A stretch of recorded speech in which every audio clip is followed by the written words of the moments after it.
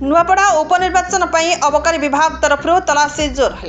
49,87,000 टंका मूल्यर अबकारी सामग्री और 3टी बाइक जबत। नुआपड़ा उपनिर्वाचन पर अबकारी विभाग तरफ तलाशी अभियान जोर होइछि। गतकाली विभागीय अधिकारी जांच करी 255 लिटर हाथरंधा मद, 25 लिटर बाहर भाटी मद एवं 7,950 केजी महुल पच जबत करिसेंति।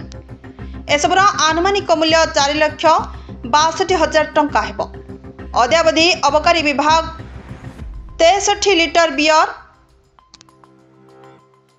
32.5 लिटर विदेशी मद, 3,410 लिटर हाथरंधा मद, 570 लिटर बाहर हाटी मद, 4 केजी गंजेई एवं 78,300 केजी महुल पच जबत करिसेंति।